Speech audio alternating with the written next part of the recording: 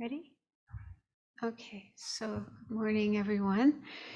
We're having our class on Thursday mornings for several weeks while Venerable Children finishes teaching Samsara, Nirvana, Buddha nature Friday nights. So let's begin with some prayers and then we'll do some meditation.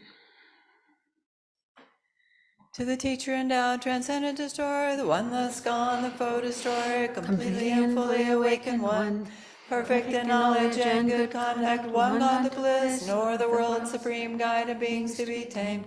Teacher of gods and humans, to you the Buddha endowed, transcendent destroyer, the glorious conqueror, Shakyamuni, I prostrate, make offerings, refuge.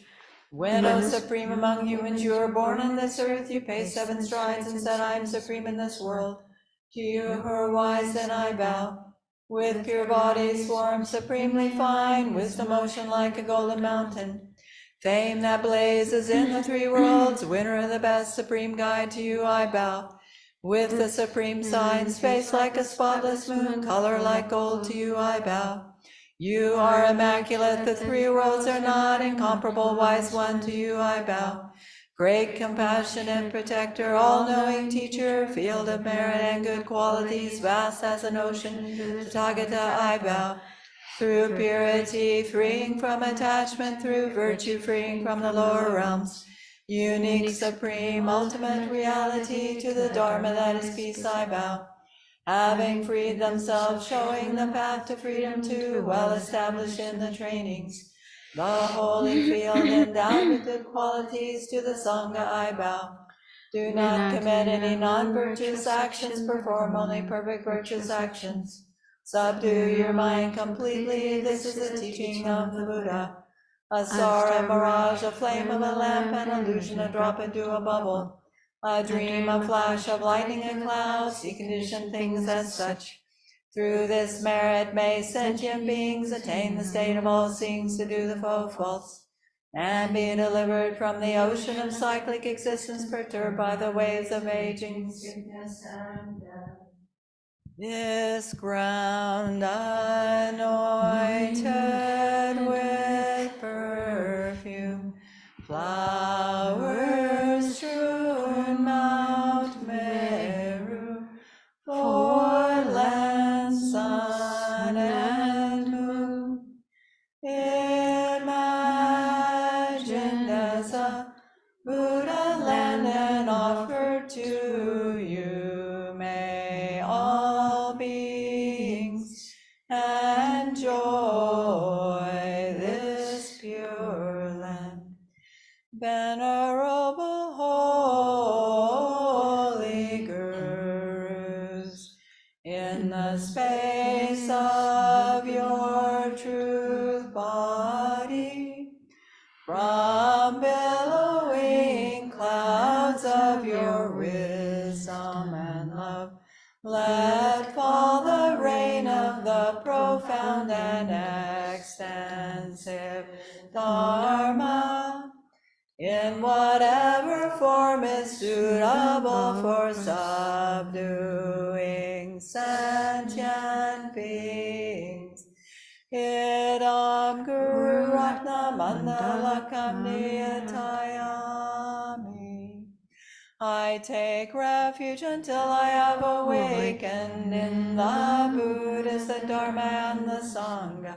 By the merit I create by listening to the Dharma, I will attain Buddhahood in order to benefit all sentient beings.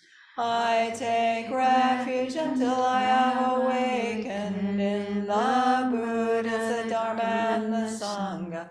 By the merit I create by listening to the Dharma, I will attain Buddhahood in order to benefit all sentient beings. I take refuge until I have awakened in the Buddhas, the Dharma, and the Sangha. By the merit I create by listening to the Dharma, I will attain Buddhahood in order to benefit all sentient beings. So take a few moments to refresh the altruistic intention, the bodhicitta motivation you developed earlier today. And you could also use the last two lines of the prayer we just recited to really have as your motivation for being here, listening to these teachings, the aspiration to become fully awakened, fully enlightened for the benefit of all sentient beings.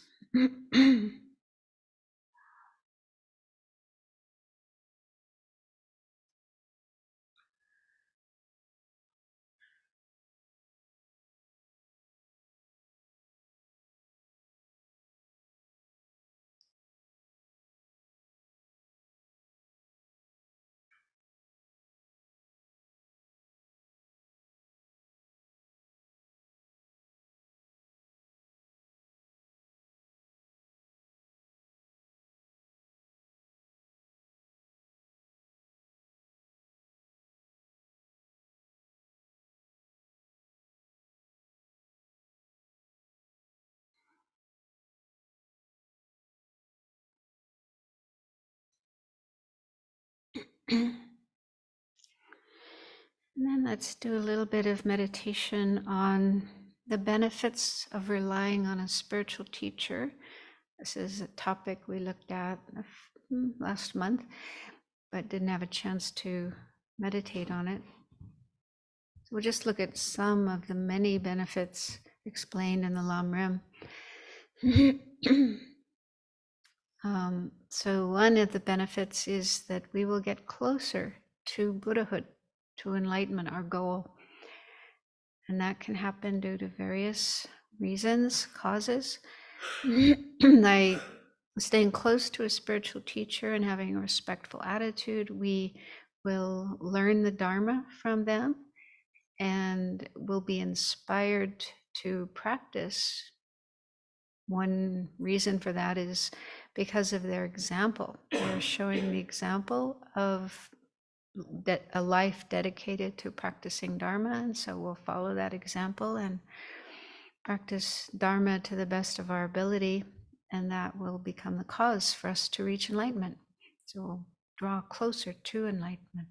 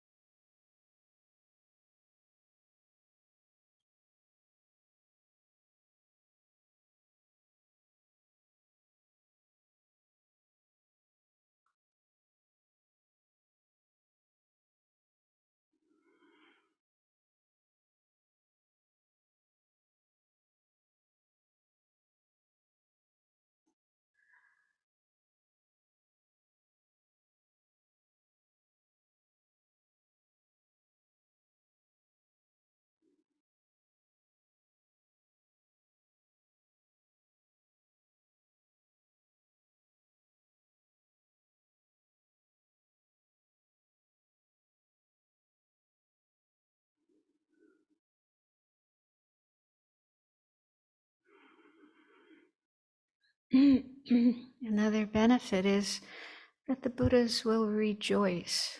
They will be happy with us. I mean, Buddhas love every sentient being. They have nothing but love and compassion for every being, no matter what we do, how we are. But they probably feel a lot happier when they see sentient beings doing things that are virtuous, positive, constructive, as opposed to non-virtuous, negative, destructive. And so by following a spiritual teacher and practicing to the best of our ability what we learn from them, the Buddhas will be happy with us.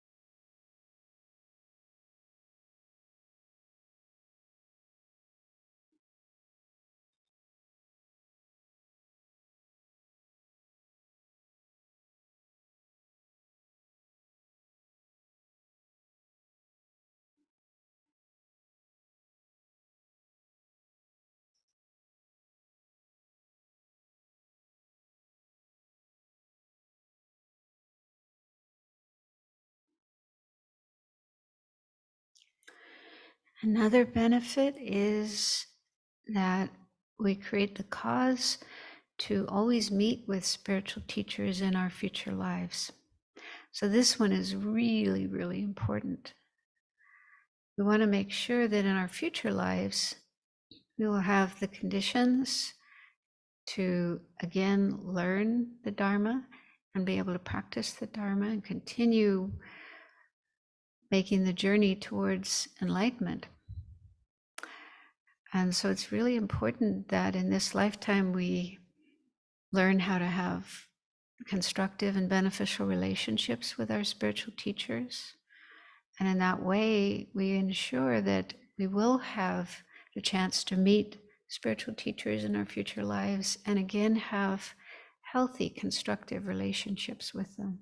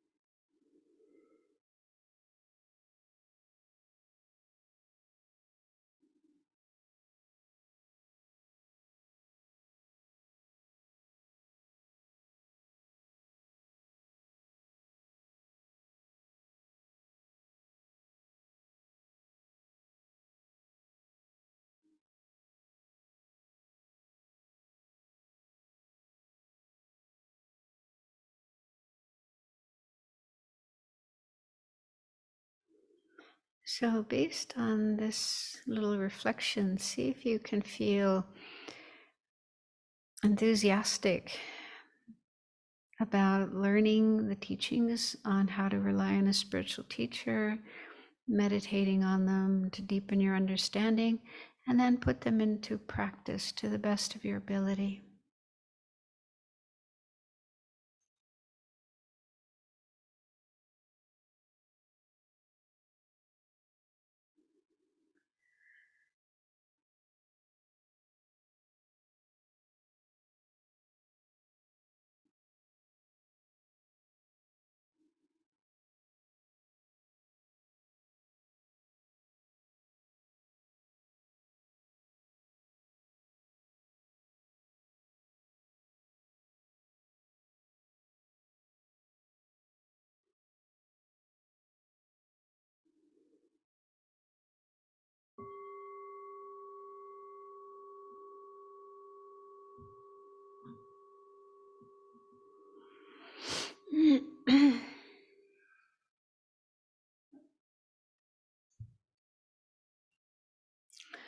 So last week, we were looking at the 6 preparatory practices for, oh, we're not going to do that yet.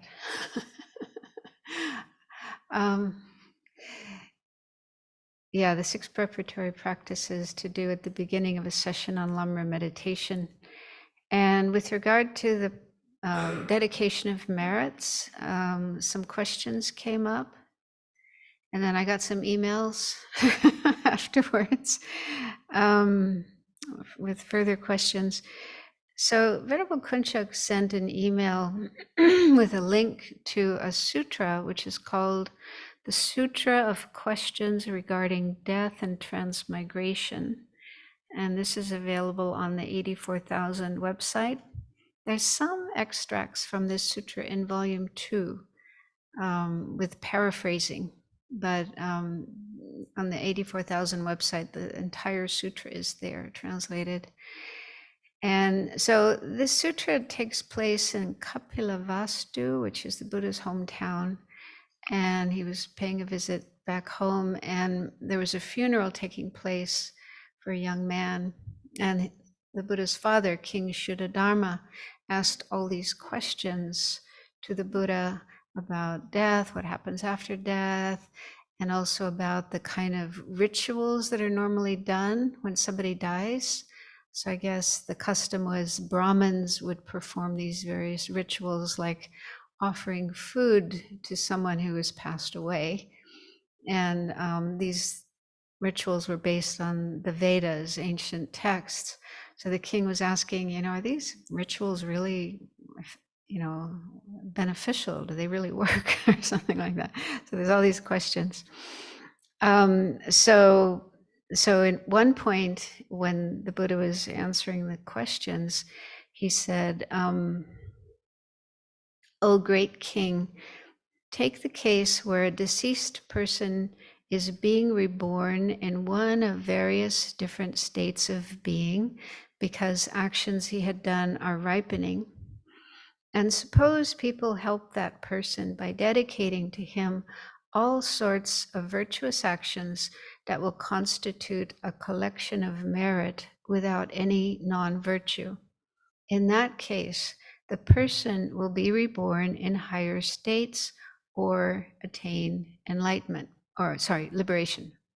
Okay, so he seems to be saying that when a person has died and it sounds like they're still in the process of being reborn, they haven't yet actually taken rebirth. So maybe that's talking about the bardo, or the consciousness is still leaving this body and on its way to the next life.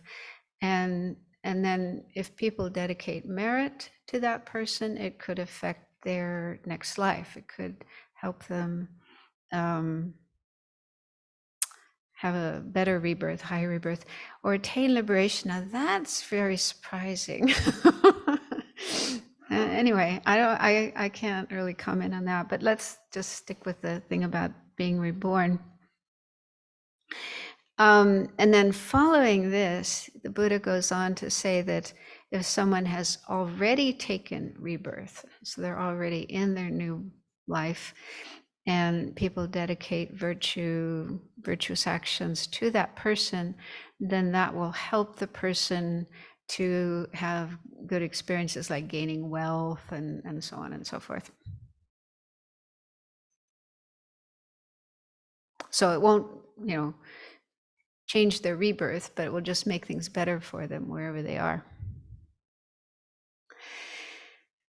And I read a little bit, there's an introduction to this sutra by the translator, whose name is Tom Tillemans. I think he's a quite well-known translator. Is he Austrian? He seems to be in Austria. Anyway. And he says that in this sutra, the Buddha is rejecting some of the beliefs and practices that are based on the Vedas. For example, one belief was that if you offer food to someone who is deceased, then that person will have food forever, perpetually, forever and ever and ever. That person will have food to eat. So the Buddha rejects this notion. He says that's not true. However, he doesn't reject the possibility that gifts, offering, some kind of gifts can benefit a deceased person. And he says, the translator says that what the Buddha says in that passage I just read is also found in other sources. He says this seems to be a recognizable Buddhist position, one also found in some Pali texts. So I guess this sutra is a Mahayana sutra. The approach of texts in the Pali Canon is typically to rationalize offerings and ancestor worship as a form of gifting. The present sutra also seems to follow this broad approach in many respects. Gifting leads to merit, which can then be dedicated to the deceased, and in the capacity of dedicated karmic merit, serve to benefit them. Okay, so that's one thing. And I also received an email from Venerable Gyatso, who wrote to me about a story that's in the book Words of My Perfect Teacher. And in this story, there was a time when the Buddha was in Vaishali, and the people of Vaishali wanted to offer a meal to him, and he agreed. And then after agreeing to that, 500 pretas came along and requested the Buddha to please dedicate the merit of this meal offering to them. The reason was they were actually the parents of those people who, because of miserliness, had been died and reborn as pretas, and they wanted to get out of that situation. And so they asked Buddha, please dedicate the merit. And so the next day when this meal offering, it was probably not just the Buddha, but probably Buddha and his monastics. And then after the meal, then the Buddha announced that he was going to dedicate the merit of this offering to those pretas. And apparently these pretas appeared, and they kind of made themselves visible, and all the people were like really horrified because they looked really awful, grotesque, and the people were scared and started running away. And the Buddha said, no, these are your parents. And then he dedicated the merit to them, to these pretas, and immediately, as a result of this dedication, those pretas immediately died and took birth in the heaven of 33, in one of the God realms. Nice story. However, how do these stories and statements fit with, in the teachings on karma? We have the 4 general characteristics of karma. Do you remember what those are?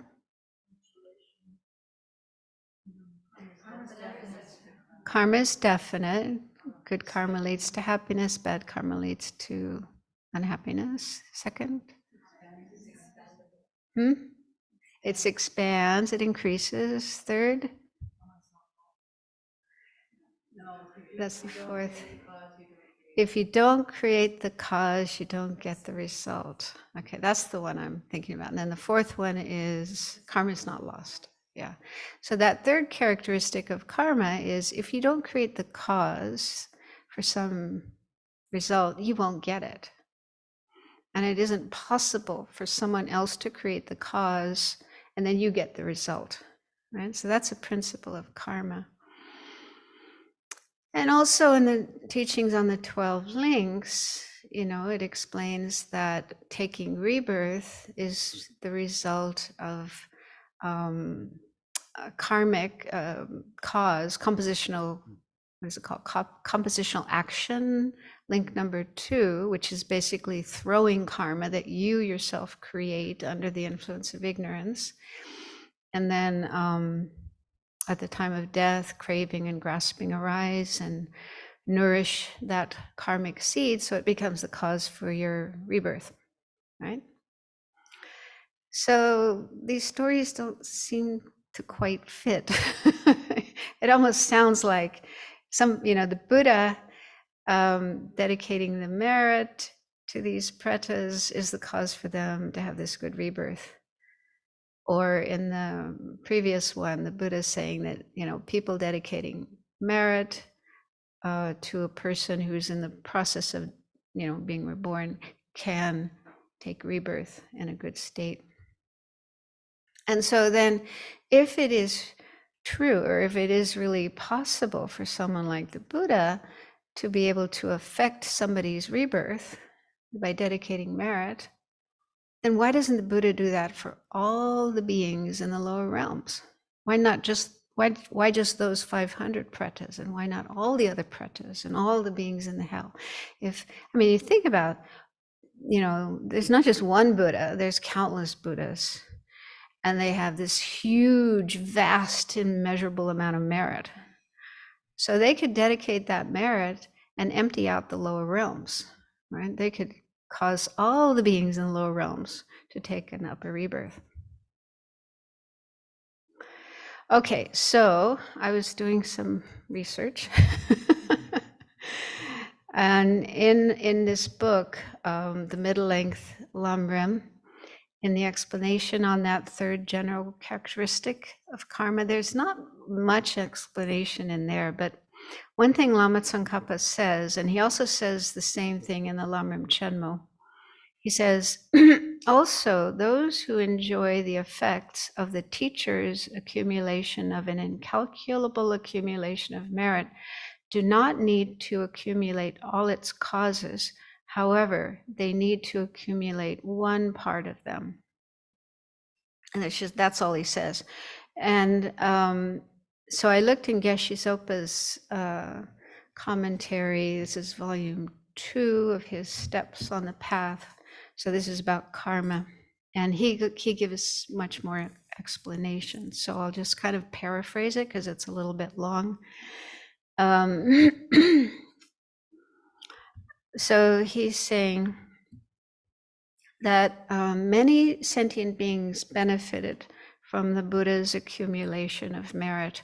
You may have heard there's this saying, I think the Buddha actually said this somewhere, that those who follow his teachings, and I think it mainly refers to monastics, those who take vows and keep their vows, the Buddha dedicated a huge amount of his merit such that monastics would never starve or die of cold, something like that. We would always have enough resources to survive.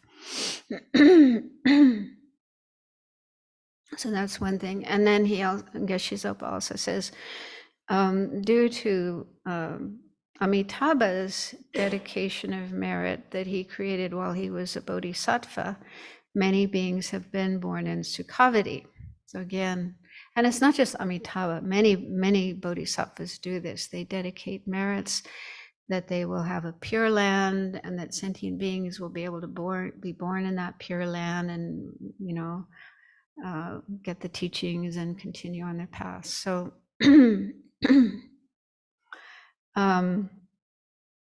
so Geshe Zopa says that Lama Tsongkhapa is saying that those who experience good results due to the actions of a Buddha or a Bodhisattva do not need to have accumulated all the merits and the good karma of those beings, but they need to have performed some portion of those positive deeds themselves. So he says, in other words, there must be an appropriate relationship between their own virtuous karma and the results they experience. Yeah. So the beings, so I think that applies in this case with those pretas, that they must have had some virtue, some good karma in their own minds that they created in the past, for them to take this good rebirth. And the dedication of the Buddha's merit to them, this is my guess, ripened, was able to ripen that good karma so that they could take that good rebirth. And just to read a little bit of what Geshe Zopa says. This is on page 31, and I need my glasses. It's too small. I don't know why they have to make books with such small print. Otherwise it'd be too big. Okay, so he says, without creating any of the virtuous actions that can act as the cause for such a happy result, you will not be able to meet that experience. You will not be born in that pure land or God realm or whatever.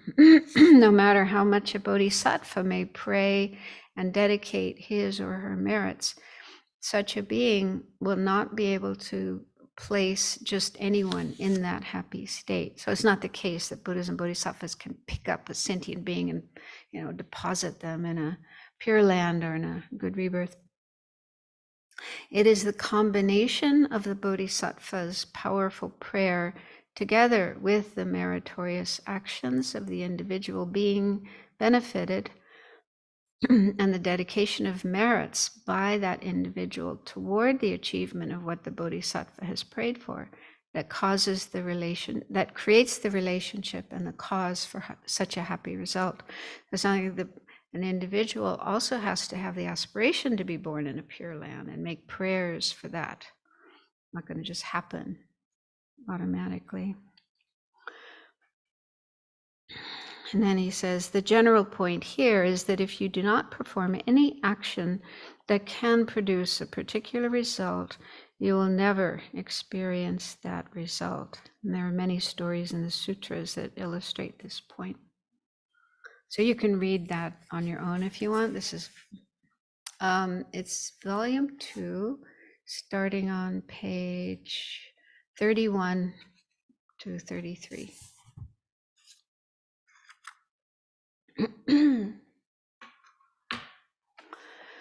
So, yeah, to me that makes sense. Yeah, that sentient beings need to create virtue themselves. They need to have virtuous karma in their minds created by themselves to be able to have a good result, like a good rebirth or whatever, wealth, happiness. And it isn't possible, even for a Buddha or a Bodhisattva, to be able to cause that being to have a good rebirth or to have good experiences if they haven't created the cause themselves.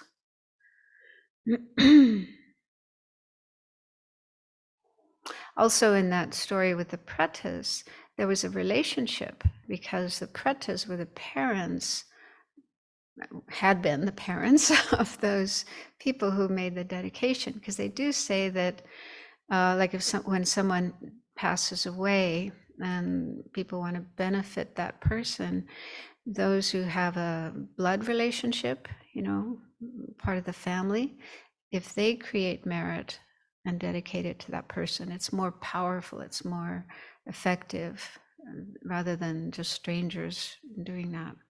So that karmic connection also seems to be a factor that, yeah, people with a karmic connection and a blood relationship are able to dedicate merit and help that person to have a fortunate rebirth. But I think it's still necessary for that person themselves to have the karma to have a good rebirth. Does that make sense? Is that acceptable, Venerable Pema?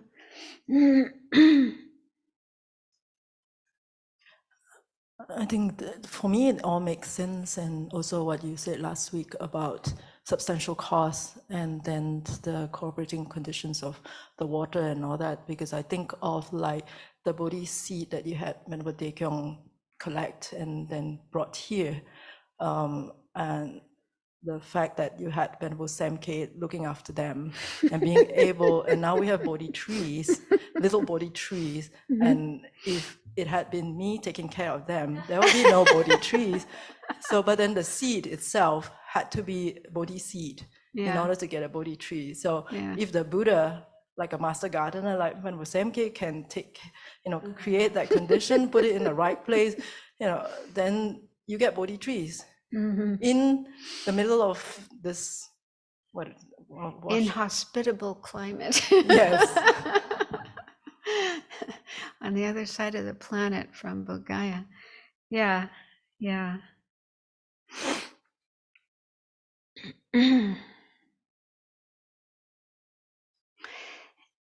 And then also in our text, when talking about this limb of dedication on the bottom of page 50, I think it's at the bottom of page 49. Yeah, it says all the roots of virtue represented by the previous 6 limbs are made the common property of all sentient beings and never come to an end. I was a little uncomfortable with that translation, common property, and the Tibetan term is Tonmong Che. Tongmong means common, so made common or made shared. And Geshe Sopa, his explanation simply says share. So he says you dedicate your virtue with a strong intention of sharing it with all other sentient beings. In this way, you expand the purpose of what you have done to include all others. You pray that until the highest goal of enlightenment is reached, the roots of these virtues will never be exhausted and that they will only increase. The wish that your own merit will benefit all beings becomes the cause for your attainment of perfect Buddhahood and for all sentient beings to achieve enlightenment too. So that, to translate common property isn't quite the same, although, just like in ordinary situations, if we talk about something that is common property or that is shared, means that it isn't owned by any one individual.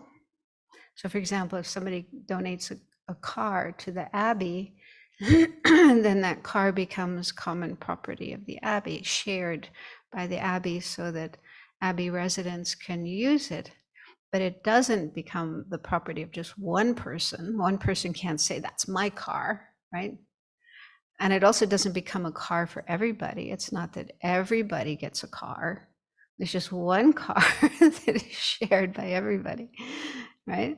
So that's kind of in our ordinary understanding of common property.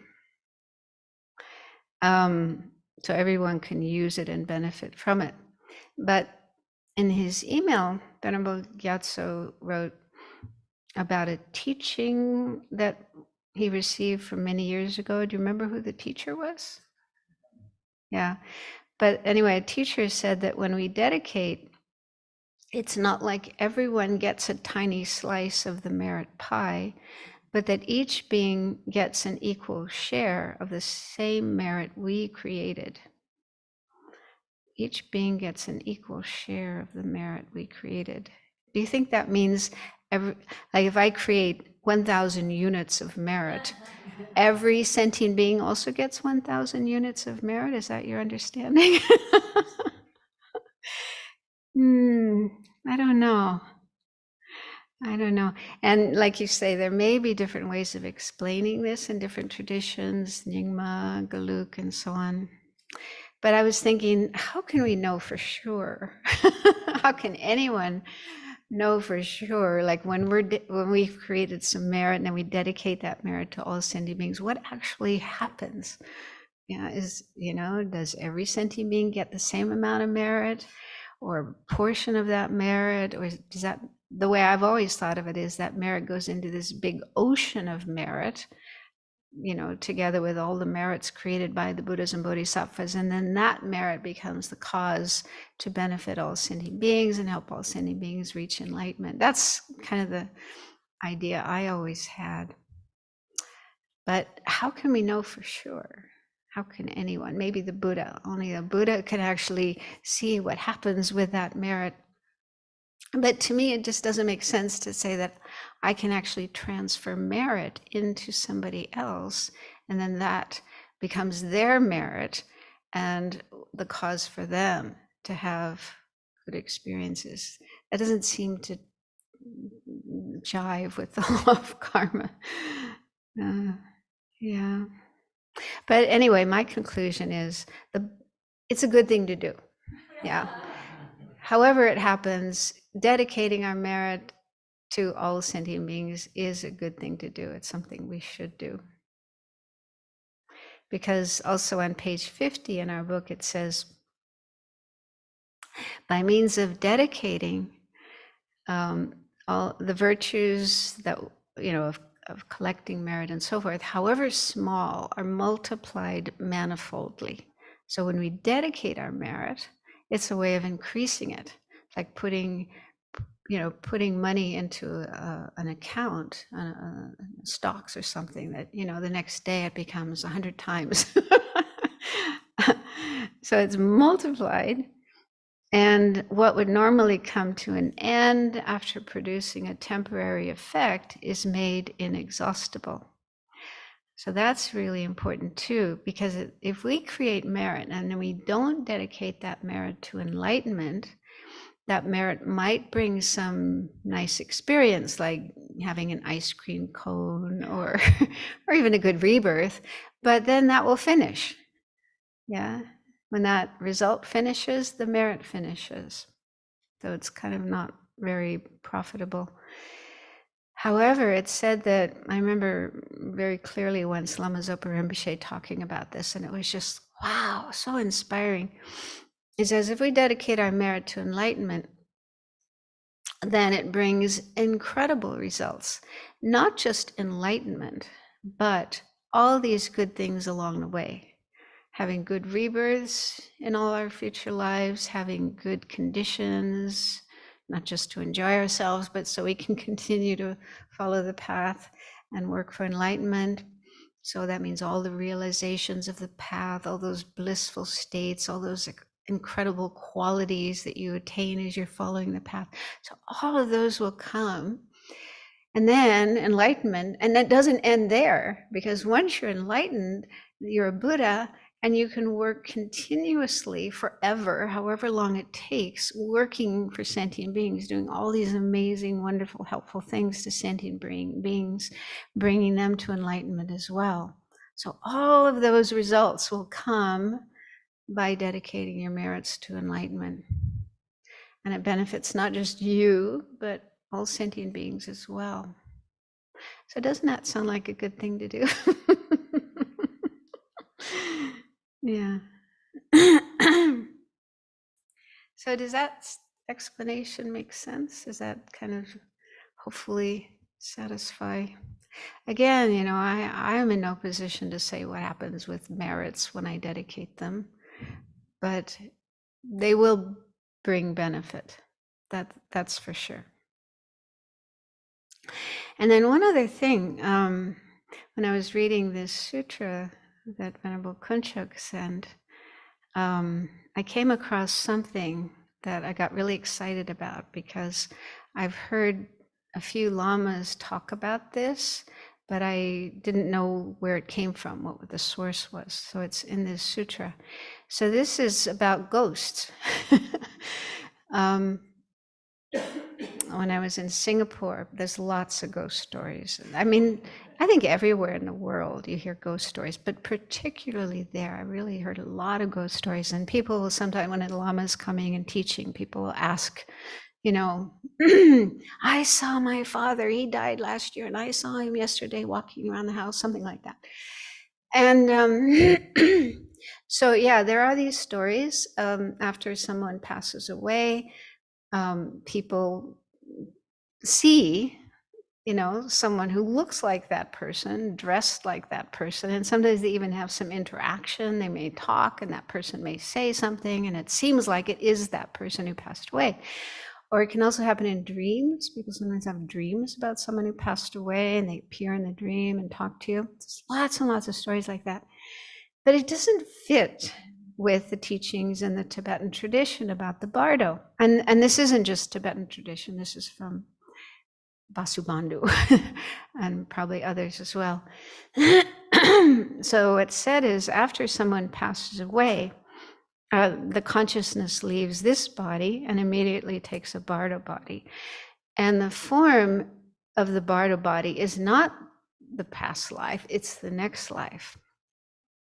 And so let's say the person's going to be born as, maybe in this life the person was a man, and their next life they're going to be a woman. So they'll have that form, and not fully grown, but 7 years old, you know, a child, 7-year-old child. So when someone has died, they should be in that form, the next life, as at the age of 7, and not in the previous life. So what I've heard from at least 1 or 2 lamas, they say that there are spirits who can impersonate deceased people. And they know, because they have some clairvoyance, they know all about that person, all that person's, you know, experiences, so they can talk as if they are that person.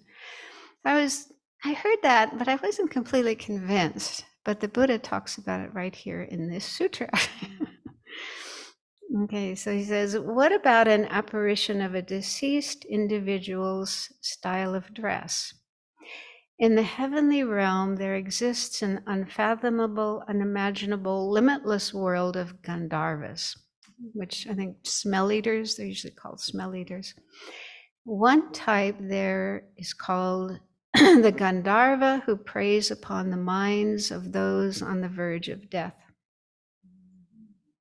In search of the food that Gandharvas eat, they create an illusion of the body, clothes, ornaments, and style of dress of someone who lived previously. They thus create and display illusions of the style of dress and the speech of a deceased person. But there is more here, O great king. Not only Gandharvas, but other spirits, such as yakshas, pishachas, and bhutas, there's all these different kinds of beings, also seek to trick the deceased person's father, sons, relatives, and so forth. Thus, these demons use their worldly magical powers to know the distinctive signs, final resting place, and the history of the deceased individual, and then they use their demonic influence so that parents and others see and dream of that individual. So that's where ghosts, what ghosts are. And I think it's good to know that, because otherwise, if you do see a ghost, like it's quite possible someone might see a ghost of Geshe-la wandering around, or have a dream about Geshe-la appearing and talking to you. And you kind of think, oh, is that really Geshe-la? Maybe not. Maybe it's some kind of mischievous spirit or Gandharvas. I guess the Gandharvas, because if there are cultures where people make food offerings, I've seen this in Singapore, I think it's the Taoist, right? Taoist practice. You know, at a wake, when the coffin is there, they have a table or tables full of all this food that's being offered to, is it, they're offering it to the deceased person? Okay, so some hungry spirits, yeah, they can profit by impersonating, appearing in the form of that person who passed away and then enjoying these offerings. I mean, we don't do that.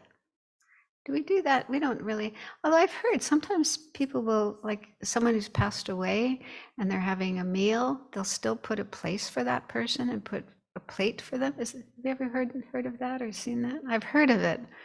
Yeah. So, so there's something to be gained by impersonating someone who's passed away, and maybe they just get off on it. You know, they just kind of enjoy tricking people and getting some attention.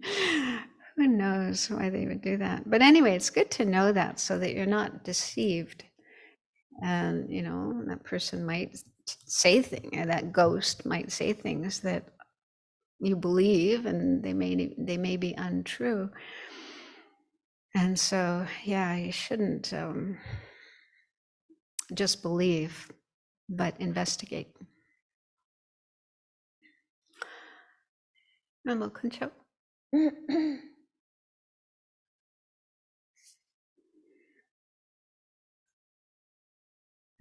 I just want to point that in the notes in 84,000 about this sutra that I've sent you, it's mentioned that the translator referred to some work and researches that has been done by Geshe Dado Namgyal on this sutra.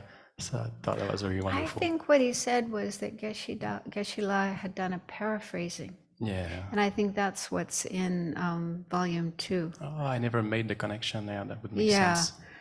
Yeah, I think in volume 2, it's in the section after talking about death, the whole thing about death, and then there's also a section about the 8 signs of death and so on. And then it's not the whole sutra, it's just a few of the questions that the king asked the Buddha, and then the answers are paraphrased. It's not a complete translation. And I do seem to recall Venerable Children, because when I was proofreading that book, I thought, wow, this is really cool. And I think she said it was Geshe-la, Geshe Dado, who had made that paraphrasing.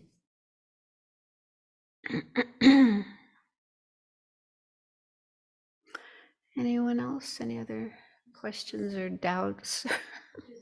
What's the name of that sutra again? Yeah, it's a little bit long, the Sutra of questions regarding death and transmigration. Maybe Venerable Kunchuk, you could forward the link, then you can just go straight to it. Yeah, I didn't read the whole thing. I was just kind of glancing through it, but then I saw this thing about the Gandharvas, and I thought, oh wow.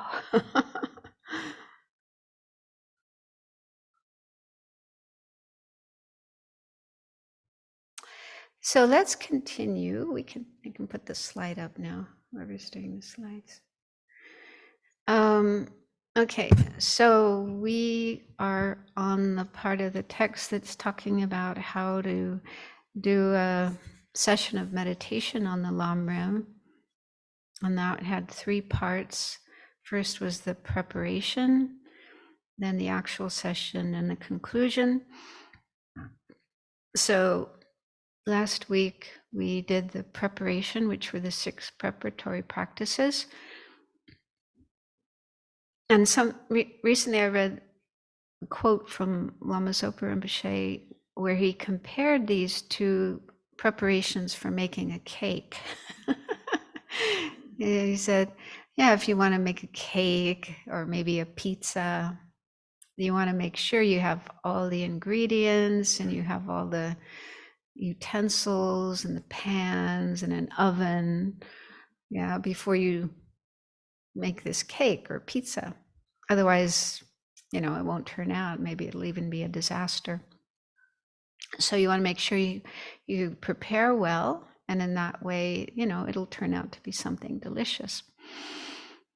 So it's similar with meditation. If we want our meditation to go well and to bring about the desired result, which is transforming our mind along the path and eventually reaching enlightenment, then it's important to prepare well.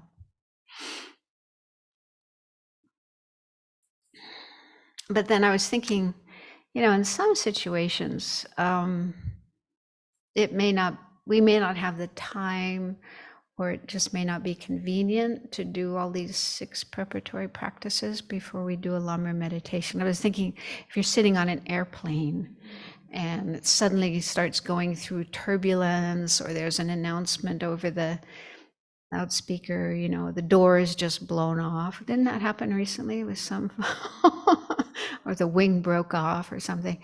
So then you might think, well, maybe it's a good time to meditate on death right now, but you don't know if you'll have time to do all the 6 preparatory practices.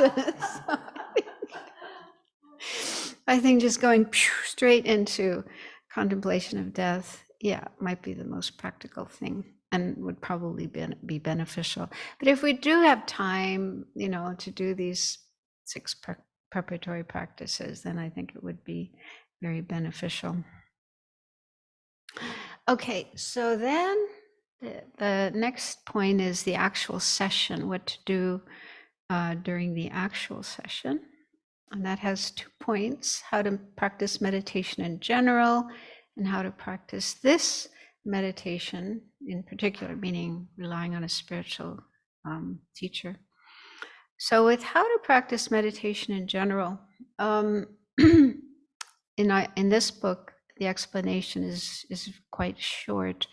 And in the longer text, the Lamrim Chenmo, I hope you don't mind if I use that expression, Lamrim Chenmo. It's so much easier than saying the great treatise on the stages of the path to enlightenment. Yeah, it's like, Tibetans do that. They kind of shorten things. So Lamrim Chenmo is the bigger version of this book, but there's a lot of similarities. In fact, some of this is almost word for word what's in the Lamrim Chenmo, but abbreviated. So in the bigger book,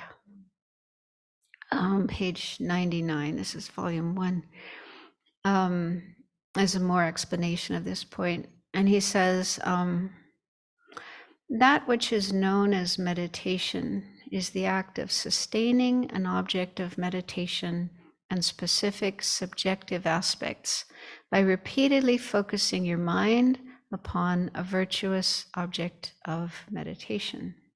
So the word for meditation in Tibetan is gom, and that means familiarize, to make yourself familiar with something. So the whole point of meditation is to make our minds familiar with objects and ways of thinking that are constructive, virtuous, beneficial, will help our minds transform in a positive way. And he says the purpose of this is as follows. From beginningless time, you have been under the control of your mind. Your mind has not been under your control. Does that sound right? Do you feel like you're in control of your mind? Yeah, so we are not under the control of our mind, but our mind is controlling us. So it's good to think about that and check if that's true. Is that your experience? And if it is, then what is this mind that is controlling us? Is it an enlightened mind? Is it a mind that's completely free of all afflictions, greed, hatred, ignorance, pride, jealousy, doubt, and all kinds of disturbing thoughts? Is it like that? And there's nothing but positive thoughts and feelings like love and compassion and patience and generosity and wisdom. Is that the kind of mind that has been controlling us?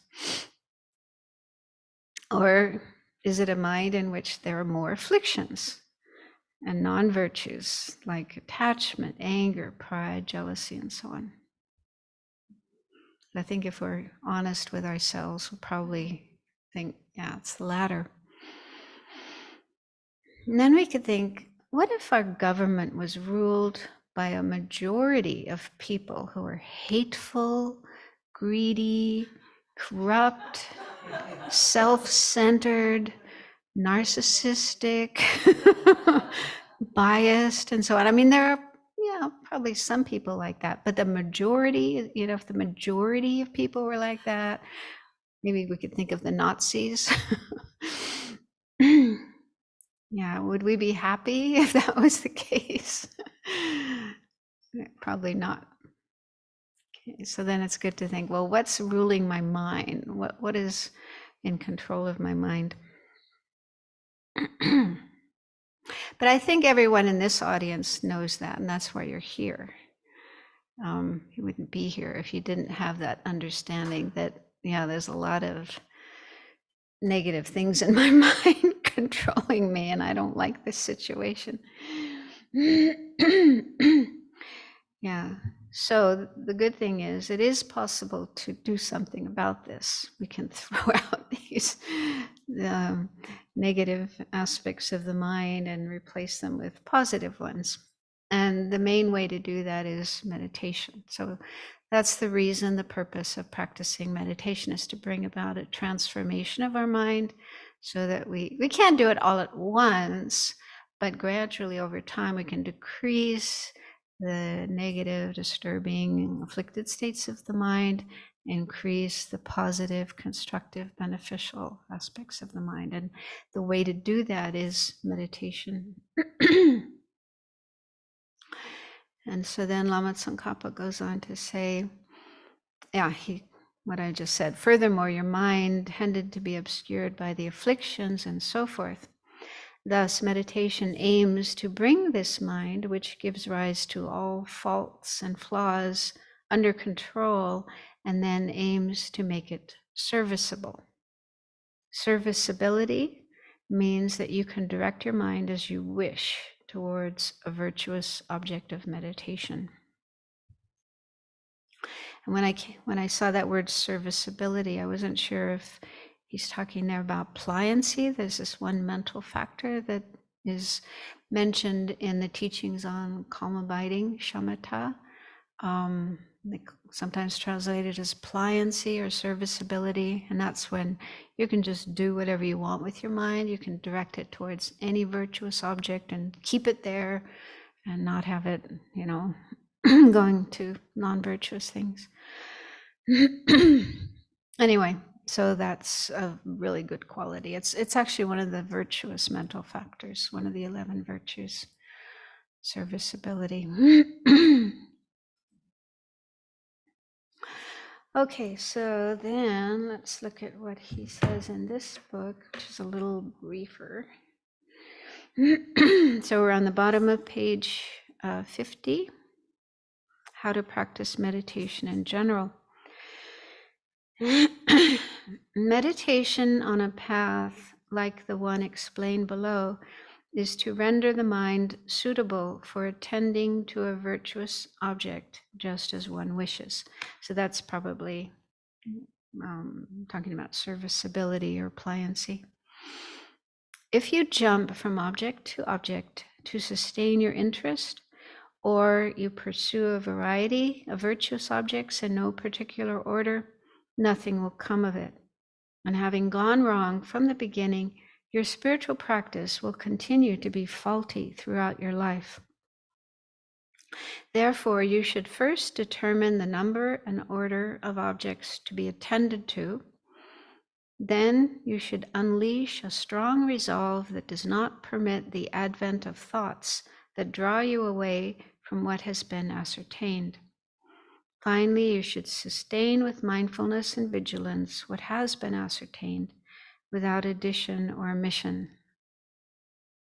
So I kind of summarized the main points he's talking about there. First, determine the number and order of objects. So Geshe Zopa said in his commentary that before you start a session of meditation on Lamrim, you need to decide what you're going to meditate on, which topic you're going to meditate on, and which subtopics, because some topic could be very, very long, involve many, many points, and you may not have that much time. So you have to kind of determine what you can meditate on reasonably within the amount of time that you have. So he says you need to determine that at the beginning. I'm going to meditate on the 9-point meditation on death, but since I only have 10 minutes, I'm just going to meditate on the first 3 points, something like that. So you have to decide ahead of time which topics you're going to meditate on and how long you will spend. That's also good to do. And then the second point he says is resolve to stay focused on them. So you need to have this determination, this resolution that I am going to stick to that plan. I made a plan, I'm going to stick to that plan. Not always easy. You might start off meditating on the 9-point meditation on death and then think, actually, I really want to meditate on loving kindness. So you switch to that. So that's not good. It's not good to let your mind develop that kind of habit. So he says it's good to stick to your plan. Don't let the mind take side trips to other topics, even if they're virtuous. They may be good, positive things to think about, rather than thinking about a movie you saw or what you're going to cook for dinner, things like that. So even virtuous topics that are part of the Lamrim, it's not good to just let your mind stray to other things than what you planned. And he also said, don't do more or less than you planned and stop there. This is Geshe Zopa's commentary. He said, so have a plan, what you're going to meditate on, how long you're going to meditate, and stick to that, and don't waver from that. I'm not completely sure why, but maybe it's just to develop discipline, just to have, develop that habit of staying disciplined. Otherwise, if you just let your mind go here and there, it doesn't create such good habits.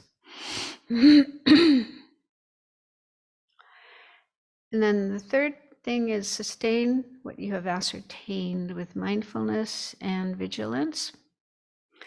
So Geshe Zopa didn't really talk about that, but my guess is it means when we hopefully during our meditation, we'll come to a point of certainty. We'll have a sense of certainty about, like, the first 3 topics of the 9-point death meditation are about death is certain.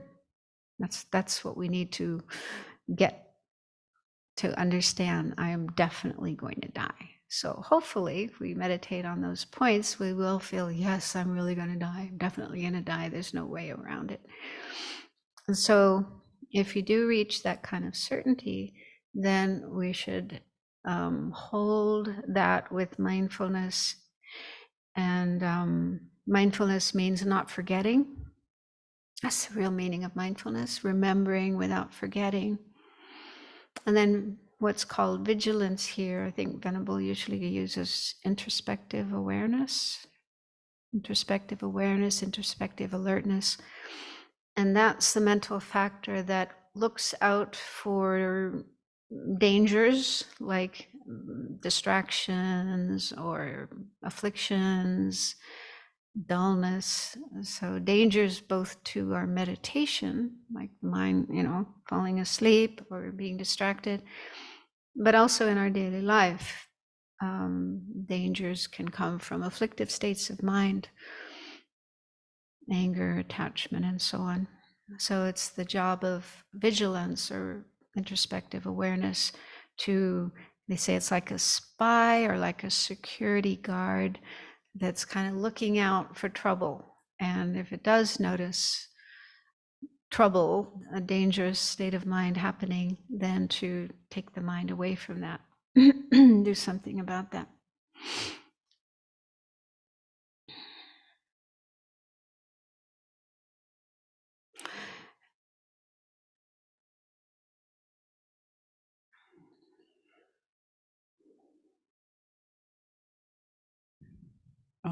I was just wondering, this doesn't seem to be talking about shamatha really here.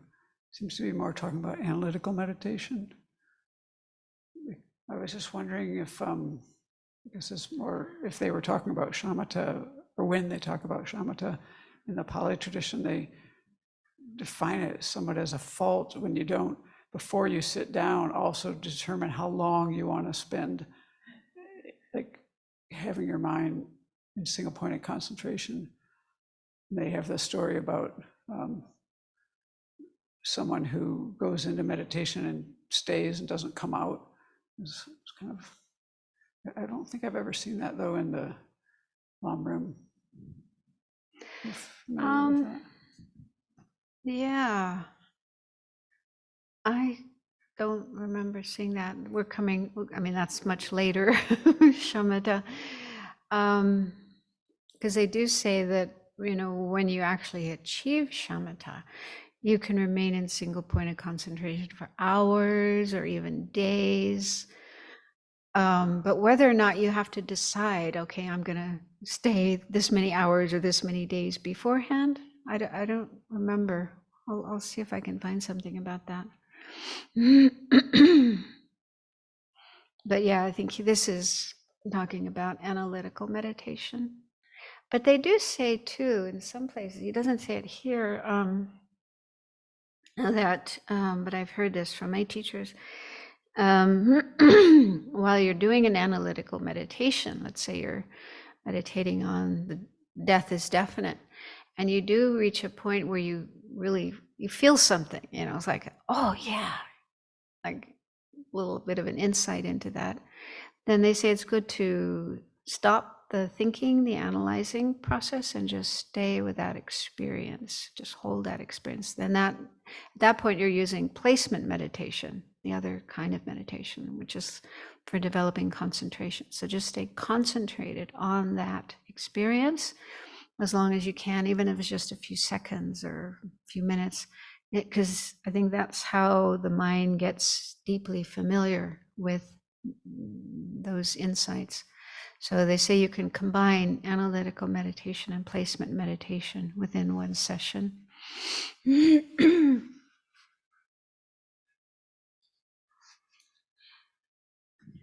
His Holiness once said, even if you don't develop an insight, at the end of your session, you should just dwell for a moment as if you had come to a conclusion, whatever conclusion you can draw at that point.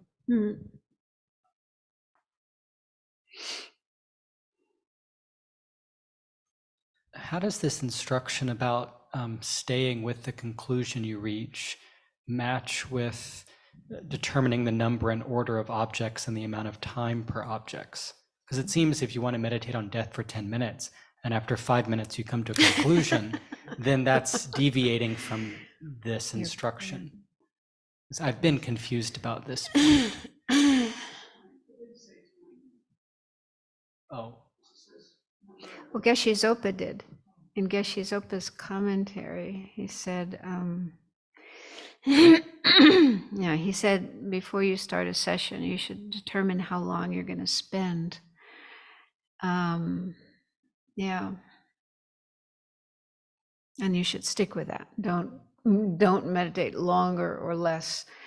I don't know. I was a little uncomfortable with that as well, because if you do get you do get this experience of insight, and you can stay with it for 5 minutes longer than you planned. Is that really harmful? Kind of, yeah. I question that, but I don't know, and I don't have much experience with that.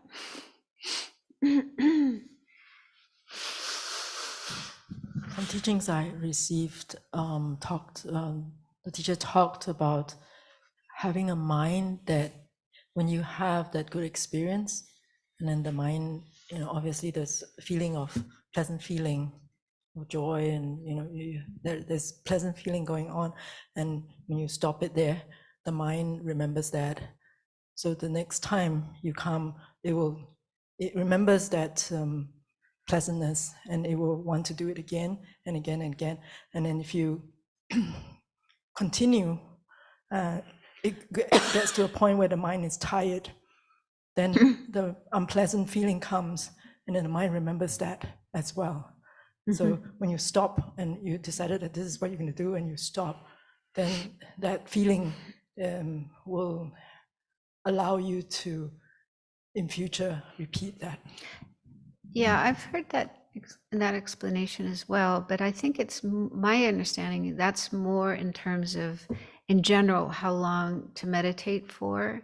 Because they say it's better to stop your session while you're still feeling somewhat fresh and enjoying it, rather than trying to push yourself to meditate for a long period of time, and it starts to get really unpleasant, you're getting restless and your knees are aching, and then if you end your session like that, then you're going to feel, oh, meditation is unpleasant, you won't have so much enthusiasm to do it again. So that's where I've heard that point, and he does say something about that later, about stopping, starting with short sessions and then gradually building up. But I don't know if that relates to the need to determine ahead of time how long you're going to meditate for. I don't know. I'm just passing on what I've read. Okay, so then letter B is how to practice this meditation, meaning relying on a teacher. So we just went through all the various points of that particular topic. So let's see what he says in the book.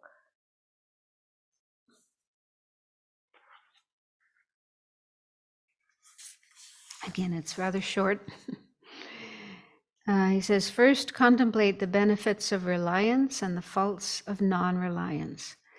Then repeatedly resolve to never permit your awareness to get caught up in conceiving faults in the Guru, and instead recall the excellent qualities like ethics and concentration that you yourself have perceived in him. Cultivate the faith that has the aspect of mental clarity until it arises. Then contemplate, in accordance with the above quotations from the sutras, the instances of beneficial kindness that you have received and still received, and from the depth of your heart, cultivate respect until it arises. So one thing I thought when reading this, the word cultivate, he talks about cultivating faith and cultivating respect. To me, that indicates that, we can't expect ourselves to have these qualities of faith and respect right from the beginning, but rather we are growing them, we are cultivating them by reflecting on those points. So that's, I mean, for me, that was helpful, because I think when I first started out, I had this idea that right from the beginning, I have to have perfect faith and perfect respect and never have any doubt, never have any, annoyance. And then I would sort of beat myself up if I did have those. And so I think, I think it's significant to say these are qualities we are cultivating. And we can't, we're just ordinary beings. We're not Buddhas. We do have things like doubt and annoyance, and those will come up even for our teachers, even though we don't want them to, but they will naturally.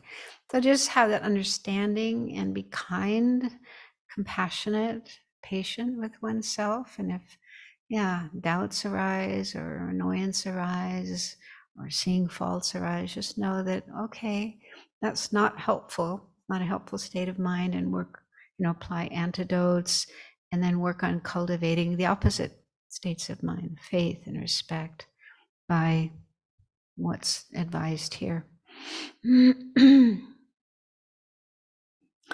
And it's not clear from what he says here, are we supposed to meditate on all of those points in one session? Maybe from Lama Tsongkhapa could do that. He probably had 3-hour sessions. But, each person, I think, has to determine how much time you can spend, and also according to your schedule, like, we have a lot of other things to do, and also according to ability. Right from the beginning, we're not able to stay in a meditation state for very long, continue a meditation for very long. So I think my understanding is we have to determine our ability to meditate, and then depending on how long you have to meditate, you can decide which topics to meditate on. You don't have to do all of them in one session. You could do one session on the benefits, another session on cultivating respect, and so on and so forth. So I think that's something you can do.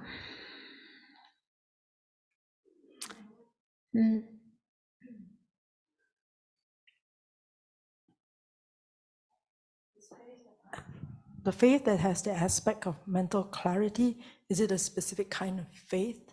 That's what I think, yeah, because one of the 3 types of faith is, sometimes it's translated as lucid faith, lucid meaning clear. So I think that's what I thought when I read that. He's talking about that type of faith.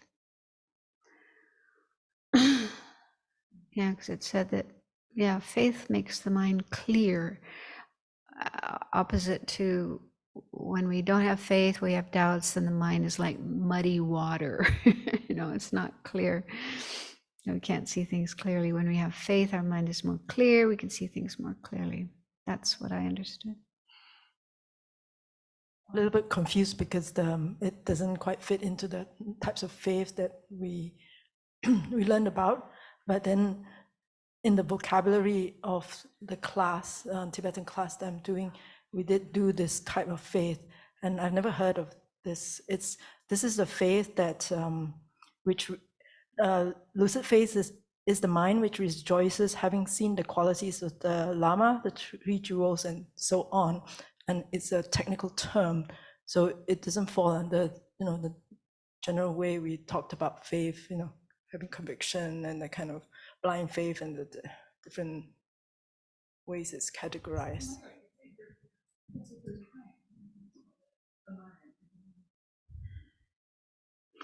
Yeah, I don't remember by heart what all the different types of faith are, but what I do remember is that, there's one called lucid faith, maybe different ways of translating it.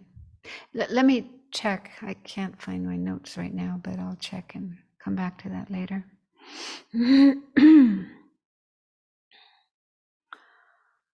Anyway, we need to cultivate this positive state of mind with respect to our teacher and our teacher's qualities. That virtuous state of mind of faith is very helpful, very important for our own good qualities to grow. So I think that's the bottom line. And in Geshe Sopa's commentary, he said, investigate doubts that arise. He talked about, for example, if you have this thought, my teacher can't be a Buddha, he's just like me. So whatever doubts arise, I don't think it's helpful to just push them aside and say, no, I shouldn't think that way, that's a bad thought. But instead, investigate. Yeah, because doubts will not go away just by trying to push them away or ignoring them or denying them. So it is important to entertain them, to at least bring them up in our mind and look at them and ask ourselves, is this true? Is this correct way of thinking or not? And use various stories and statements and so on and so forth to do that. I'll just share one one experience I had. It was when I was in Singapore, and we were going through, I won't tell all the details, but anyway, there was some problems happening in the center, and I was quite distressed about it and didn't know what to do. I felt very responsible. And so I wrote to Lama Zopa Rinpoche, because he's the kind of overall head of all our centers, and asked for his advice on what to do in this situation. And I didn't get a reply. And I wasn't very happy about that. And I thought, well, I could write to him again, but no, I shouldn't. He's so busy and I don't want to bother him. So I just left it at that. But then a few months later, I had the chance to do a retreat, and I was in a really nice, quiet place. And within the first couple of days, I realized I was actually angry, unhappy, upset. I don't know, that I didn't get this answer from Rinpoche. And I had been ignoring that, like just pretending I wasn't unhappy, ignoring it, suppressing it, denying it, but there in retreat, it was just like right in front of my face. I couldn't avoid it anymore. And so I decided, okay, I have to look at this. And I did a kind of analysis. So first I looked at what is my mind actually saying? What is my mind saying about this situation? And it came down to two things. One was, I think, if I remember correctly, he didn't help me. I needed help and he didn't help me. So that was what my mind was saying. I needed help and he didn't help me. So then I looked at that, I analyzed that, and I thought about all the other times he has helped me. This is one incident where I didn't get the help I wanted. So that was helpful. And then I also thought about, is it really true that he didn't help me? Maybe by not answering, he did help me. Maybe that was his way of helping me, to kind of push me to find my own way in this situation, rather than, oh, what should I do? And so anyway, I kind of dispelled that idea, this notion that he didn't help me. I realized I can't be sure. Maybe not answering was helping me. That was his way of helping me. And then the second thing my mind was saying was, he doesn't care about me. That one. And so I looked at that and asked, is that true? And again, all the times when he has shown so much kindness, so much care. So that was pretty easy to dispel. Yeah, just to realize that that wasn't true. But it was just really helpful to go through that process of looking at what these little voices were saying in my mind and causing me to feel unhappy, unloved, uncared for, neglected, abandoned, upset, angry, and so on. Which I'd just been trying to pretend they weren't there, but they didn't go away. And so it was really, really helpful to just bring those things to the surface and look at them and use reasoning, use intelligence and reasoning to, to deal with these thoughts. So that was very helpful. And I guess prior to that, I was just too scared, because this thing about, oh, you shouldn't have bad thoughts about your guru, you should be totally devoted all the time. I thought, I should never have such bad thoughts. And so that would cause me to just ignore them, suppress them, pretend they weren't there. But that doesn't help. It is important to, look at them and deal with them. And just one last thing. I guess Shizopa talked, he said, use stories of past disciples and people who had a lot of faith and how valuable faith was. And he talked about this story, you probably heard about this woman who had a dog's tooth and thought it was the Buddha's tooth. You know that one? And she put it on her altar and prayed to it, and all these miraculous things happened. So even though it wasn't actually the Buddha's tooth, but because of her faith, she still got good results from it. And so Geshe Zopa said, it doesn't matter if your guru is Buddha or not. What matters is the way you practice. It depends on you, your attitude, developing respect, trust, and faith in the teacher and a good relationship, and trying to avoid negative thoughts. So if you practice in that way, that will bring benefit. That will bring you what you need, inner development, knowledge, and good results. So for me, that's really helpful, that it doesn't really matter if my guru is a Buddha or not, but if I cultivate these positive thoughts and attitudes and behavior in respect to my guru, then I will get benefit from that. That's where the benefit comes, from those inner qualities and way of acting, way of behaving.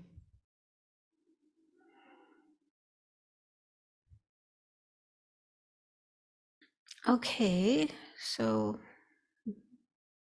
we didn't get very far today, but I hope this has been beneficial. So we'll stop there, and because we don't have time, but if you do have questions, we can bring them up next week.